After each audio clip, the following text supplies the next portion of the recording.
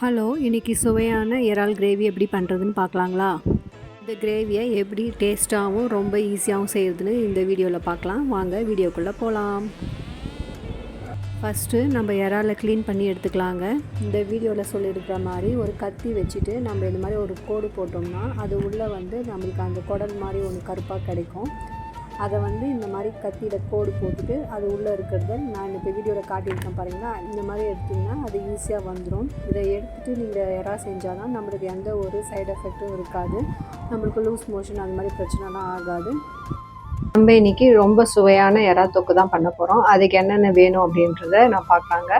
நான் இப்போது 1/2 கிலோ எறாவை நல்லா தோல் எடுத்து அது உள்ளே இருக்கிற அந்த ஸ்கின்னெல்லாம் எடுத்துகிட்டு நல்லா நான் க்ளீன் பண்ணி வச்சுருக்கேங்க. எறாவுக்கு தேவையான மசாலா ஐட்டம்லாம் நான் எடுத்து வச்சுருக்கேன். ஃபஸ்ட்டு நம்ம அதுக்கு வெங்காயத்தை இது மாதிரி நல்லா பொடி சாப் பண்ணி எடுத்து வச்சுருக்கலாம். கூடவே தக்காளி, சோம்பு, மஞ்சள்தூள், தனியாத்தூள், கரம் மசாலா, வெறும் மிளகாத்தூள், குழம்பு மிளகாத்தூள், கூட கொஞ்சம் இஞ்சி பூண்டு பேஸ்ட் எல்லாமே ரெடி பண்ணி எடுத்து வச்சுருக்கேன். இப்போ வாங்க நம்ம எறா கிரேவி எப்படி பண்ணுறதுன்னு இந்த வீடியோவில் பார்க்கலாம். எண்ணெய் காஞ்சிட்ருக்குங்க. எண்ணெய் காஞ்ச பிறகு நம்ம எடுத்து வச்சிருக்க சோம்பை சேர்த்துக்கலாம்.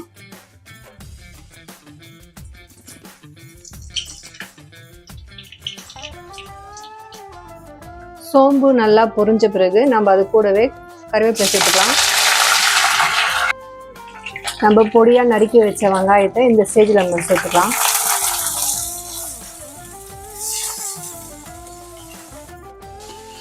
இப்போ வெங்காயம் நமக்கு நல்லா வதங்கணுங்க. நல்லாவே வதங்கணும். எந்த அளவுக்கு வெங்காயம் வதங்குதோ அந்த அளவுக்கு நம்மளுக்கு எறா தொக்கு ரொம்ப சூப்பராக கிடைக்கும். வெங்காயம் சீக்கிரம் வதங்கணும் அப்படின்றதுக்காக நான் இதில் கூட மஞ்சள் சேர்த்துக்கிறேங்க.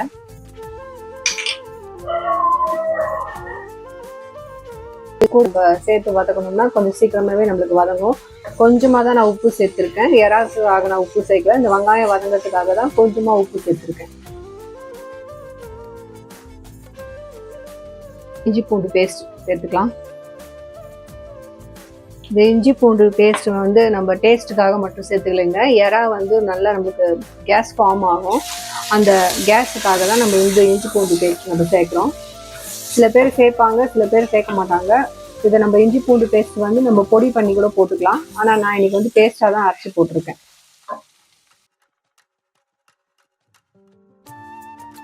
இப்போ நம்ம போட்ட இஞ்சி பூண்டு பேஸ்ட்டும் நல்லா வதங்கிடுச்சுங்க. இது கூடவே நம்ம இப்போ வெறும் மிளகாத்தூள், கூடவே கொஞ்சம் தனியாத்தூள்,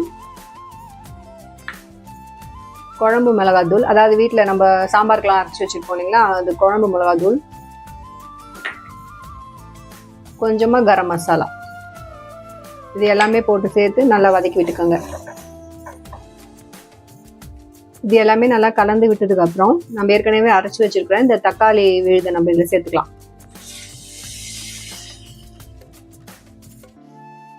இந்த தக்காளியை நம்ம அரைஞ்சும் போடலாம், இல்லைன்னா நம்ம மிக்சியில் ஒரு பல்ஸ் மோடில் அரைச்சி கூட நம்ம தக்காளி இதில் சேர்த்துக்கலாம்.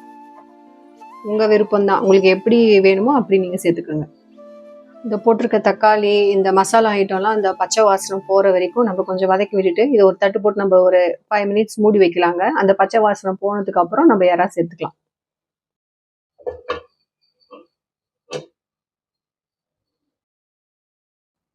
இப்போ நம்மளுக்கு மசாலாவோட பச்சை வாசனம்லாம் போயிடுச்சு.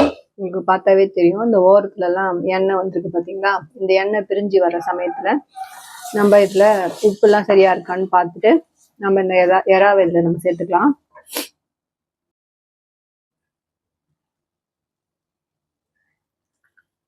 எறா நம்மளுக்கு ரொம்ப நேரம் வேகக்கூடாதுங்க. எறாவோட டைமே ஒரு 7 மினிட்ஸ் இல்லை 5 மினிட்ஸ் தான்.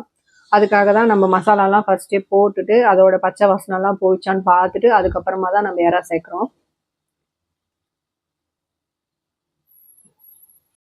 நீங்கள் வாஷ் பண்ணி வச்ச எறாவை போடும்போது அந்த எறாவை நல்லா புழிஞ்சிட்டு அதுக்கப்புறமா போடுங்க. ஏன்னா எறாவிலே நம்மளுக்கு நிறைய தண்ணி வரும். அதனால எறாவை எந்த அளவுக்கு புழிய முடியுமோ அந்த அளவுக்கு புழிஞ்சிட்டு நீங்கள் சேர்த்துக்கோங்க. எறாவை சேர்த்துட்டு நல்லா இது மாதிரி கலந்து விட்டுக்கோங்க. மறுபடியும் சொல்கிறேன், எறா ரொம்ப நேரம் வேகக்கூடாது. ரொம்ப நேரம் வெந்துச்சுன்னா நம்மளுக்கு எறா ரப்பர் மாதிரி ஆகிடும். அதனால கிட்டவே இருந்து பார்த்து நிறுத்திடுங்க. எறாவை நம்ம நல்லா கலந்து விட்டாச்சு. நான் இந்த ஸ்டேஜில் வந்து உப்பு சரியாக இருக்கான்னு நான் பார்த்துட்டேன். எனக்கு உப்பு கரெக்டாக தாங்க இருக்குது. நல்லா கலந்து விட்டுட்டு இதை நம்ம ஒரு 5 மினிட்ஸ் மூடி வச்சுக்கலாம். உங்களுக்கு பார்த்தீங்கன்னா தெரியும், இப்போ எறா பாருங்க அவ்வளோ புழிஞ்சு போட்டும் நம்மளுக்கு எந்த அளவுக்கு தண்ணி விட்டுருக்குன்னு சொல்லிட்டு. எறா வந்து ரொம்ப நேரம் வேகக்கூடாது இல்லையா, அதனால நம்மளுக்கு தண்ணி கம்மியாக தான் இருக்கணும். அதனால நீங்கள் வந்து கேஸை வந்து ஹை ஃப்ளேமில் வச்சு நீங்கள் கலந்து விடுங்க. ஸ்லோவில் வச்சிங்கன்னா தண்ணி நிறைய விடும். எறா வேகிறதுக்கு நம்மளுக்கு நிறைய நேரம் எடுத்துக்கும் தண்ணி வந்து கம்மியாகிறதுக்கு. அதனால் முடிஞ்ச வரைக்கும் ஹை ஃப்ளேமில் வச்சு நீங்கள் நல்லா வந்து கலந்து விடுங்க. நல்லா தொக்கு மாதிரி வரட்டும். இந்த வீடியோவை நீங்கள் பார்த்துட்டு இருக்கும்போதே என்னோட சேனலுக்கு ஒரு சப்ஸ்கிரைப் பண்ணிவிடுங்க. உங்களுக்கெல்லாம் யாருக்கு இந்த மாதிரி எறா தொக்கு செய்ய பிடிக்கும், உங்களுக்கு சீ ஃபுட்டில் என்னெல்லாம் பிடிக்கும் அப்படின்னு சொல்லிட்டு எனக்கு கமெண்ட்ஸில் சொல்லுங்கள். நான் எப்போவுமே எறாலாம் செஞ்சேன்னா ஒன்று ரசம் வைப்பேன், இல்லைனா இந்த சாம்பார் மாதிரி வச்சுட்டு எனக்கு அப்படி சாப்பிட தான் பிடிக்கும். உங்களுக்கு எறாவை எப்படி செஞ்சு எப்படி சாப்பிட பிடிக்குன்றதை எனக்கு கமெண்ட்ஸில் சொல்லுங்கள். நீங்களும் உங்கள் வீட்டில் இந்த எறா கிரேவியை ட்ரை பண்ணி பாருங்கள். ட்ரை பண்ணி பார்த்துட்டு எப்படி இருக்குன்னு சொல்லிட்டு எனக்கு கமெண்ட்ஸில் சொல்லுங்கள். இது ஒரு நியூ சேனல் தான். என்னோடய சேனலை சப்ஸ்கிரைப் பண்ணுங்கள், மறந்துடாதீங்க. தேங்க்யூ.